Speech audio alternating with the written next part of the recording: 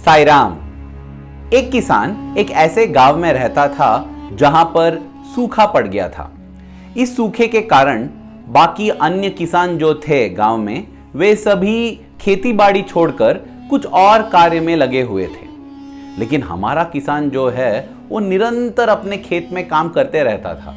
वो कुआं खोदता था, हर रोज आके खोद रहा है और बाकी सब जो लोग हैं वे इनसे पूछते हैं, वे इस किसान से पूछते हैं कि तू क्या कर रहा है, ये पागलपन है, क्योंकि तू जितना भी खोदेगा ना तुझे पानी नहीं मिलने वाला है, क्योंकि यहाँ सूखा पड़ा है, 2 सालों से अभी सूखा है।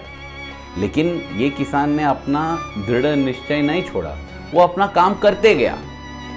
और एक दिन ऐसा वर्षा होने लगी ना गांव में, बाप रे बाप, बाढ़ आ गई वहां पे। मतलब बादल गरजने लगे, बिजली चमकने लगी और इतना पानी कि बाकी सब जो खेत थे, मतलब सभी खेतों में दलदल आ गया। लेकिन अपने किसान, हमारा किसान जो है ना, उसके खेत में दलदल नहीं आया, क्योंकि पानी पूरा कुएं में चला गया और वो कुआं भर गया। इतना पानी था अभी इस किसान के कुएं में कि वो सालों तक अब खेतीबाड़ी कर सकता है। प्रिय भाइयों और बहनों, भगवान की प्रेम और कृपा की वर्षा भी ऐसा ही है। हम बता नहीं सकते कि कब आने वाला है, क्योंकि हमारा कर्म क्या है, हमारा भाग्य में क्या लिखा है हम नहीं जानते। लेकिन जब वो वर्षा आती है ना, इतना आती है कि बाढ़ आ जाएगा। क्या उसके कारण हमारे हृदय में दलदल बन जाएंगे, या हमारे हृदय के कुएं में प्रेम और करुणा की पानी भर जाएगी, ये हमारे हाथों में है।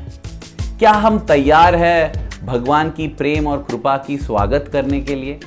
अगर एक दिन दरवाजे पर खटखटाहट है और वहां पर स्वामी खड़े हैं, क्या हम उनके स्वागत करने के लिए तैयार है? हाँ? और अगर स्वामी हमसे पूछे, बंगारू तुम्हें क्या चाहिए, क्या हम जानते हैं क्या मांगना है उनसे? हम क्या मांगेंगे? प्रिय भाइयों और बहनों, ये सब सोचने की बात है। हमें तैयारी करनी है जिंदगी में उस वर्षा के प्रतीक्षा में जो बाढ़ के रूप में आ जाएगा। और जब वो आएगा ना, अगर हमने तैयारी नहीं किया है तो हम बस फंस जाएंगे। अगर हमारे जिंदगी में हम मोक्ष प्राप्त करना चाहते हैं, सफलता प्राप्त करना चाहते हैं, तो इस क्षण से start early, drive slowly, reach safely तैयारियां शुरू करनी चाहिए। इसके लिए एक ऐसी सुंदर कहानी है सत्यम शिवम सुंदरम में, जिससे हम प्रेरणा ले सकते हैं।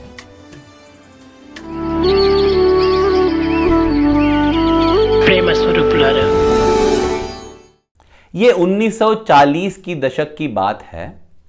स्वामी, हमारे भगवान श्री सत्य साई बाबा, उस जमाने में काफ़ी बार बैंगलोर जाते थे, बैंगलोर शहर, और वहाँ पर बहुत सारे भक्तों के घर में रहते थे। तो एक बार सिविल स्टेशन जगह गए थे स्वामी। ये सिविल स्टेशन आज कैंटोनमेंट, बैंगलोर कैंटोनमेंट बनकर प्रसिद्ध हुआ है। वहाँ पर काफ़ी बंगले हैं, उनमें से कोई एक बंगले में स्वामी गए थे, किसी भक्त के बंगले में, और वहाँ स्वामी रहते थे। इस बंगले के सामने एक मोची रहता था। रास्ते पर वो पूरा अपना जूतों का और चप्पलों का सिलाई करके, मरम्मत करके अपना जिंदगी बिताता था। वो एक दिन देखा कि अरे, सामने वाले बंगले में बहुत सारे लोग आ रहे हैं, बहुत भीड़ लगी हुई है। और इसलिए उसने पूछताछ किया। तब किसी ने उसे बताया कि भगवान श्री सत्य साई बाबा आए हैं यहाँ पर। और ये कौन है भगवान श्री सत्य साई बाबा? अरे, स्वामी को तुम नहीं जानते? स्वामी स्वयं साक्षात श्री कृष्ण है। और किसी ने कहा ये श्री राम है, किसी ने कहा कि भगवान शिव है, शिव शक्ति है, माता दुर्गा है। अरे, ये सब बात सुनकर वो आश्चर्यचकित हो गया, अपना मोची। और ये मोची सोचने लगा कि अगर भगवान मेरे पास इतने सामने आए हैं, मुझे भी जाके उनका दर्शन कर लेना चाहिए। इसलिए वो गया, उसके पास जो थोड़े से पैसे थे उससे कुछ फूल फल खरीद कर एक दिन वो गेट के अंदर, दरवाजे के अंदर गया उस बंगले का, और वो सोच रहा था कि शायद कोई उसे रोक लेगा। लेकिन भगवान के घर पे ना कोई किसी को रोकता नहीं है। अगर कोई भी ऐसे कोई नियम बनाता है या रूल बनाता है कि ये आ सकते हैं, ये नहीं आ सकते हैं, याद रख लीजिए वो भगवान का घर नहीं है। क्योंकि भगवान के घर में सबको आने का स्वागत किया जाता है। तो ये गया मोची अंदर। जैसे ही वो दरवाजा के अंदर गया, वो देखा कि उधर स्वामी बैठे हुए थे अपने आसन पर और भजन चल रहा था। और इसने स्वामी को देखा, स्वामी भी उसकी ओर देखे। स्वामी कहते हैं कि अगर तुम मेरे ओर देखोगे तो मैं तुम्हारी ओर देखूंगा, और ये कहते हैं कि अगर तुम्हें मेरी आवश्यकता है तो तुम मेरे लायक हो। हाँ, स्वामी ने देखा इस मोची को, अपने आसन से उठकर सीधा आए इस मोची के पास, और ये उधर खड़ा था, कुछ बोल नहीं पा रहा था। स्वामी आके स्वीकार किए उसके हाथ में जो फूल थे, और फिर स्वामी पूछते हैं तमिल में, तमिल इसकी मातृभाषा थी। स्वामी पूछते हैं तुम्हें क्या चाहिए। हाँ, और ये मोची जानता नहीं था, ये अचानक पूछा गया था ये प्रश्न, इसलिए अनायास उसके मुंह से निकल गया, स्वामी मेरे घर आइए ना और थोड़ा मेरा आतिथ्य स्वीकार कीजिए। स्वामी ने कहा अवश्य आऊँगा, और फिर स्वामी मुड़कर चले गए फिर से अपने आसन पर बैठने के लिए। देखिए प्रिय भाइयों और बहनों, ये जो मोची ने ये जो प्रार्थना किया भगवान से, बहुत बहुत शानदार प्रार्थना किया, बहुत अच्छा प्रार्थना था। क्योंकि उसने कुछ पूछा नहीं स्वामी से, उसने कुछ ये नहीं पूछा कि मुझे ये दो वो दो, उसने बस बताया कि स्वामी मैं तुम्हें ये देना चाहता हूँ। क्योंकि भगवान स्वयं जानते हैं हमें क्या चाहिए, हमसे भी बेहतर जानते हैं कि हमें क्या चाहिए, इसलिए भगवान से कुछ पूछना ही नहीं चाहिए। भगवान भी कहते थे अडुगकुए ओ मनसा, मतलब ओ मन पूछो मत, जो तुम्हें आवश्यक है, जो तुम्हारे लिए ज़रूरी है, वो भगवान स्वयं दे देंगे, प्रदान कर देंगे। हमें ये मूर्खता नहीं करना चाहिए कुछ और पूछने का, क्योंकि जो पूछेंगे ना वो भगवान जो हमें देना चाहते हैं उससे कम ही होगा। अब वो मोची खड़ा है दरवाजे के पास और सोच रहा है कि अरे मेरे जूते और चप्पल सब वहाँ हैं रास्ते पर, कोई उठा के ले गया तो मैं फंस जाऊँगा। लेकिन अभी यहाँ स्वामी वहाँ बैठ गए हैं, भजन चल रहा है।